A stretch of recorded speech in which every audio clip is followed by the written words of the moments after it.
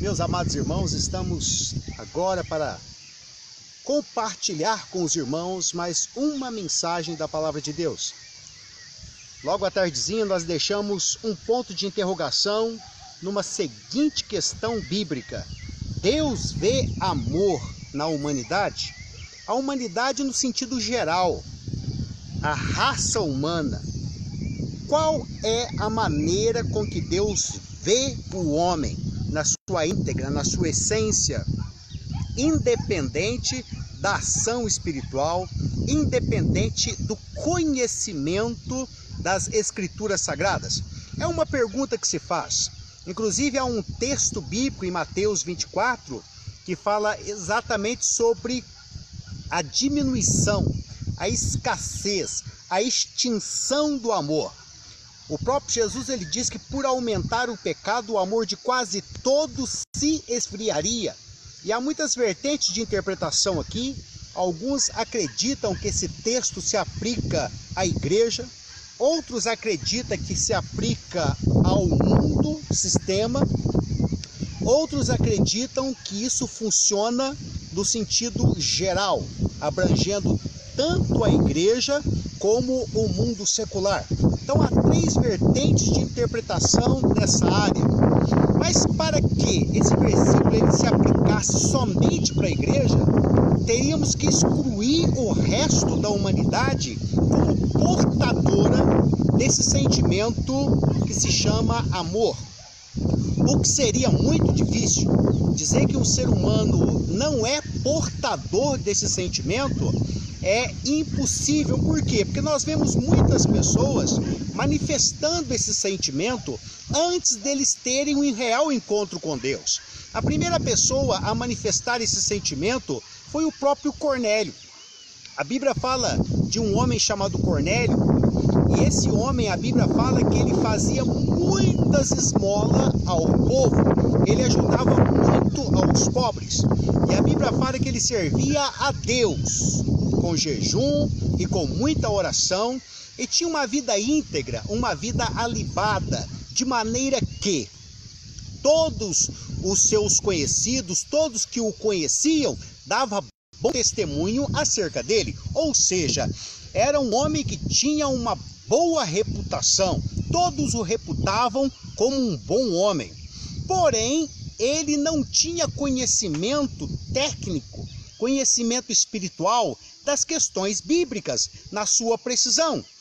Mas diz a Bíblia Sagrada que um dia ele teve um sonho, e no sonho Deus fala com ele claramente. Deus envia então um ser, amém, na sua visão, na sua compreensão da vontade da palavra de Deus, mandando que ele procurasse a Pedro, que estava numa casa junto ao mar. E é interessante que ele manda 2 servos seus em busca de Pedro. Deus comunica a Pedro que ele seria procurado e Pedro vai com eles. E diz a Bíblia Sagrada que a palavra que Deus disse para Cornélio foi: procura a Pedro, ele vai te ensinar o que você deve fazer. E é interessante analisarmos que este homem, ele não estava tentando se autopromover, ele não estava tentando provar alguma coisa, como vemos às vezes numa maioria.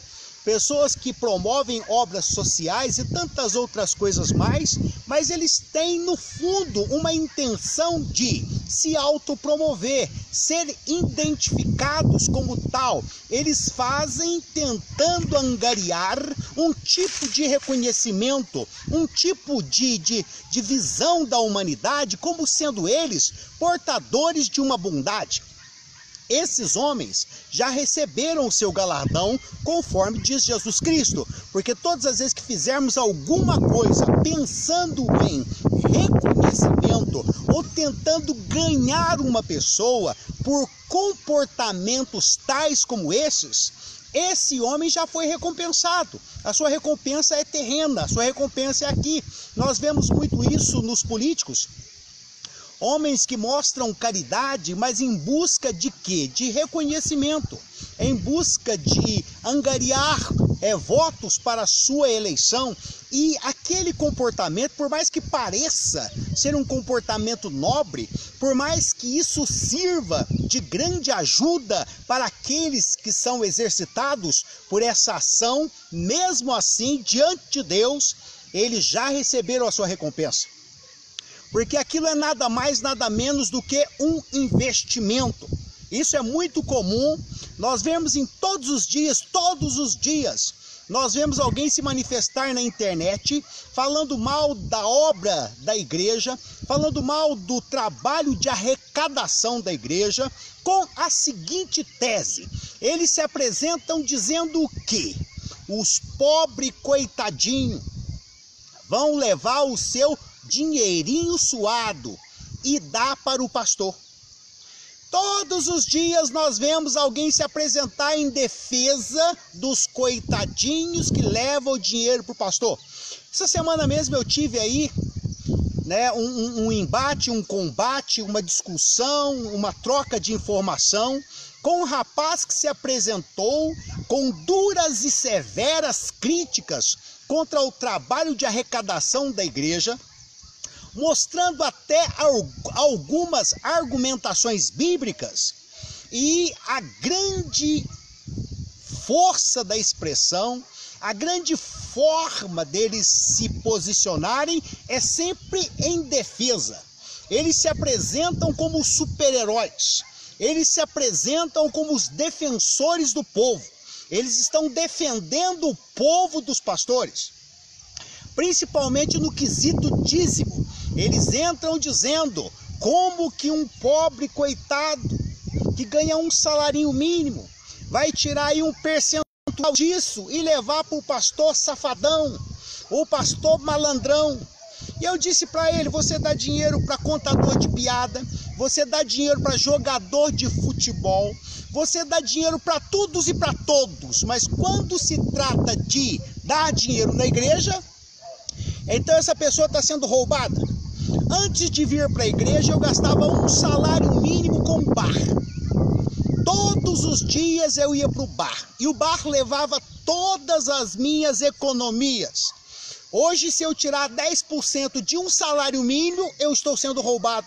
E quando eu gastava no bar, ninguém dizia que eu estava sendo roubado. Mas hoje, gastando na igreja, eu sou roubado. O que se entende dessas pessoas que se apresentam dizendo: esses coitadinhos que estão sendo roubados por pastor, o coitadinho que gastava todas as suas economias no baralho, o coitadinho que gastava todas as suas economias na bebida, o coitadinho que gastava todas as suas economias no jogo, hoje é uma pessoa estruturada, estabilizada, com uma família bem estruturada. E esses é que são os coitadinhos que estão sendo defendidos por um que se diz preocupado com os pobres. Como que se na igreja só houvesse pobres? Os Estados Unidos da América, metade da população é evangélica. E é exatamente por isso que é a maior potência mundial. A maioria dos presidentes norte-americanos são de fé evangélica. E o Estados Unidos da América é a maior potência mundial. Então, quando chegam falando de coitadinho, dá-se a impressão que na igreja só tem coitadinho. Engano dessa pessoa, mas a realidade é uma só. Você vê que essa preocupação com os pobres coitadinhos é nada mais, nada menos do que uma forma de tentar expor aquilo que nós chamamos de egoísmo, porque na realidade a preocupação é particular, não é com pobres. Nós vemos isso na Bíblia Sagrada, quando uma mulher, ela chega diante de Jesus Cristo com um vaso de um perfume caríssimo, um nardo puro. Diz a Bíblia Sagrada que ela despeja todo aquele perfume em Jesus, e aquela fragrância encheu toda a casa. Um dos discípulos, por nome de Judas Iscariote, disse Olha que desperdício! Isso poderia ter sido vendido e dado aos pobres. Aqui nós vemos a preocupação com os pobres. Diz a Bíblia Sagrada que aquele perfume valia 300 denários. Um denário é a paga de um trabalhador braçal por dia. Isso equivale a 1 ano de trabalho meu. 1 ano de um trabalhador braçal é o que valia o perfume que aquela mulher ofertou a Jesus. E Judas Iscariote se apresenta dizendo: isso poderia ser dado aos pobres. É a mesma característica desses críticos da nossa atualidade. E a Bíblia disse que ele não disse isso porque tinha cuidado dos pobres. Disse isso porque era ladrão. E tendo a bolsa, roubava o que se lançava na bolsa. O tempo todo esse homem era egoísta. E aquela desculpa e aquela fala de preocupação com os pobres era só fachada. Na realidade, o coração dele estava doendo por aquele dinheiro que estava sendo canalizado para Jesus. A grande preocupação dele não era os pobres, mas a preocupação dele era o próprio umbigo, porque era ladrão, era avarento, era materialista. E o que nós vemos é que essas pessoas, quando olham para a igreja, elas não acreditam em nada do que está acontecendo ali, e acredita-se também que aquele povo bobo está sendo enganado, mas quem poderia estar enganando era ele, porque todo enganador, ele quer se dar bem acima de tudo e acima de todos. E quando vê ele vendo alguém se dando bem, que ele acredita que aquilo é uma enganação, na realidade ele que queria estar usufruindo daquela situação. Essa é a grande realidade. Então nós vemos pessoas se apresentando em defesa de A, em defesa de B, mas a realidade é puro egoísmo. Fazem as coisas, dizem as coisas, mas a intenção é bem outra. Mas Cornélio, quando defendia os pobres, Cornélio, quando fazia para os pobres, Cornélio, quando orava a Deus, Cornélio, quando jejuava a Deus, ele fazia isso para Deus. Então Deus viu o que em Cornélio? Deus viu amor. Porque o amor não busca o seu próprio interesse, o amor não se vangloria, o amor não suspeita mal. O amor é esse sentimento puro, porque quem não tem amor, ele vive suspeitando das pessoas, ele vive analisando as pessoas, ele vive julgando as pessoas. Mas quem é portador do amor, ele tem a vontade de servir, porque a palavra amor, ela tem interpretação de se doar, se dar, se entregar, em prol de ajudar. O amor está sempre preocupado em prestar um serviço e não fazer um investimento. Há poucos dias atrás, conversando com uma mulher, essa mulher ela tinha um genro que ela tratava melhor do que os seus próprios filhos. Ela se dava e se doava para aquele moço em prol de agradá-lo em todas as formas. Mas um dia aquele moço encontrou uma outra mulher e abandonou a filha dela. Aquele que era o seu anjo, aquele que era o seu favorito, aquele que era o seu protegido, agora é odiado com todas as forças da alma. E ela me disse: eu fiz tudo para esse moço. Eu falei: deveria continuar fazendo, porque o que a senhora fez é próprio da senhora, não é um investimento. Quando nós estamos querendo recobrar, quando nós estamos querendo cobrar, quando nós estamos querendo de volta aquilo que damos, é porque na realidade nós não damos nada, nós investimos e queríamos um retorno.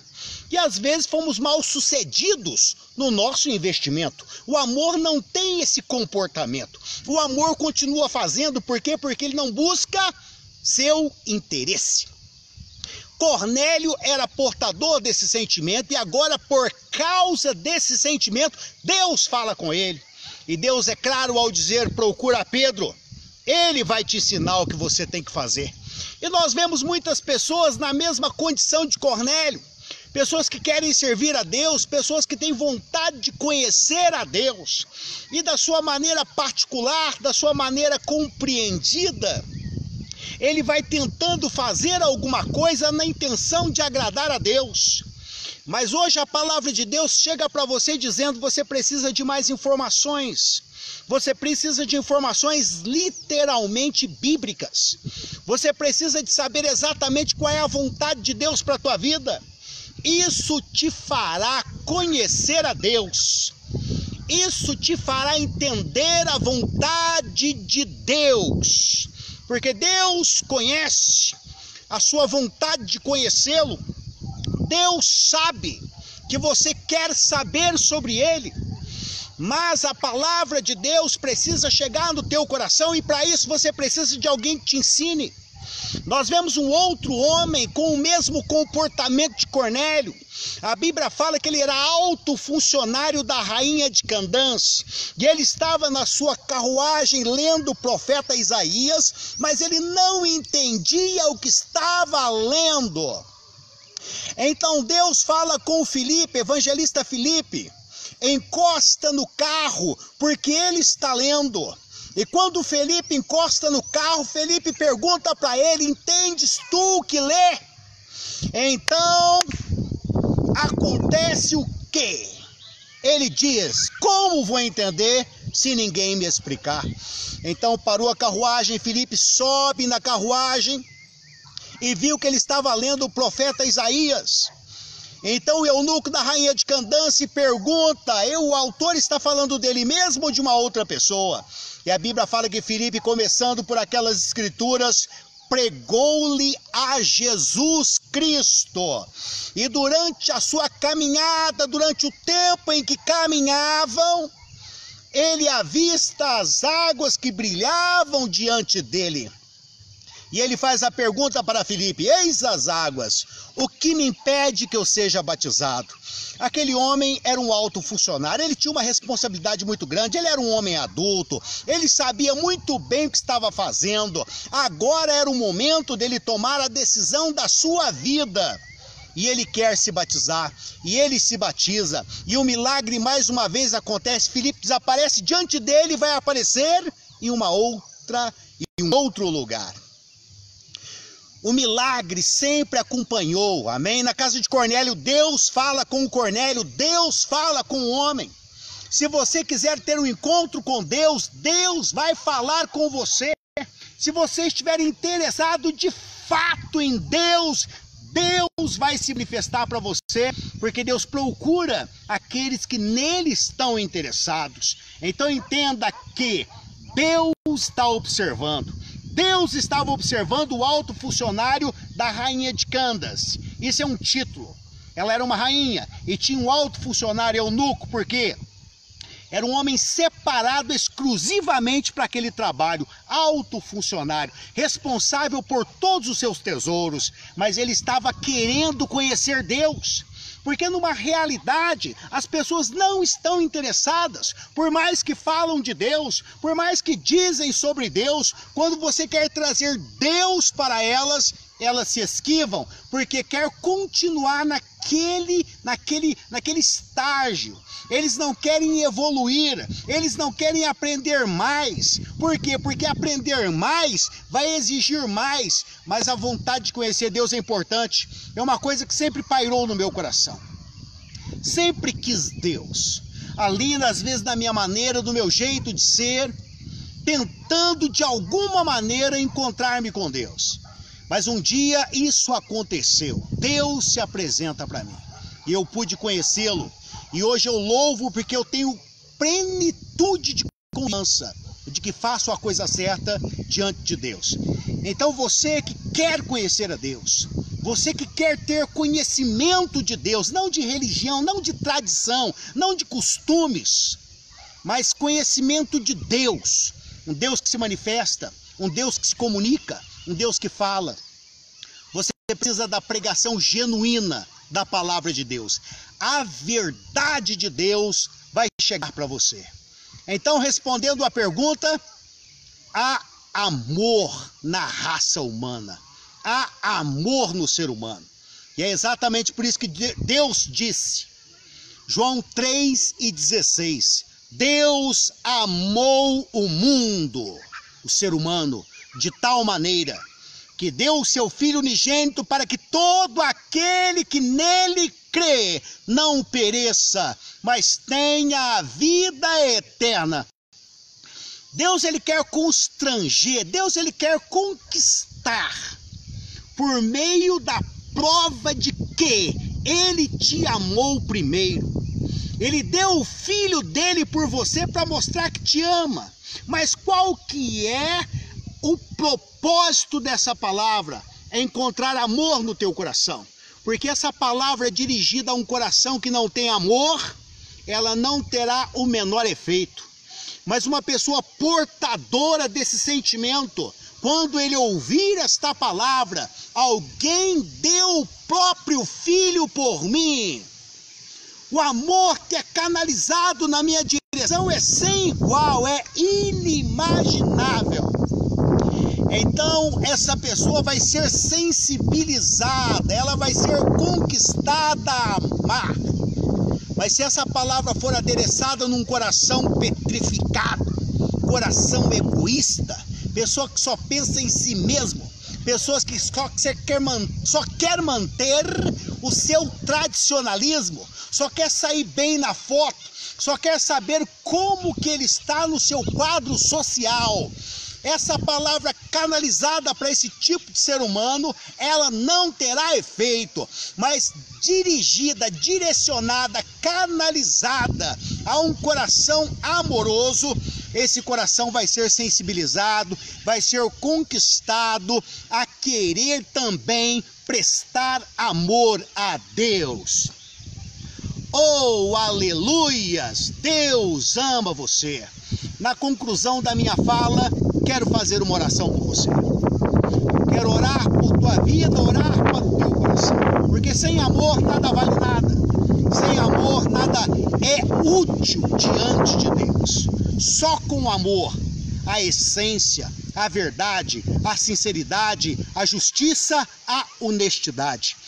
Grandes coisas foram feitas, mas não foram em nome do amor. Diante de Deus não há recompensa. Ouça isso e onde aí? Deus tem um milagre para a tua vida, porque Deus ama você. Ó grandiosíssimo, santo e exaltado Deus. Visita essa casa, visita essa família, visita esta alma. Visita esse coração. Essa alma está apertada, insegura, intranquila. Mas que ela se sinta amada, se sinta querida, que ela se sinta valorizada. Ela vale, ela tem valor. Quantas pessoas têm dito a ela que ela não presta? Hoje mesmo ela ouviu, você não vale nada. Mas Deus manda dizer para você, Ele te ama. E você para Ele tem um valor imenso. Deus quer que você se sinta querido, que você se sinta querida. É com você que Deus está falando. Deus ama você e creia. Creia no amor de Deus e aceite ao Senhor como seu Pai, como o Senhor da tua vida. Entregue a tua vida para Ele e você será a pessoa mais feliz desse planeta. Eu te garanto isso, em nome de Jesus. Glória a Deus.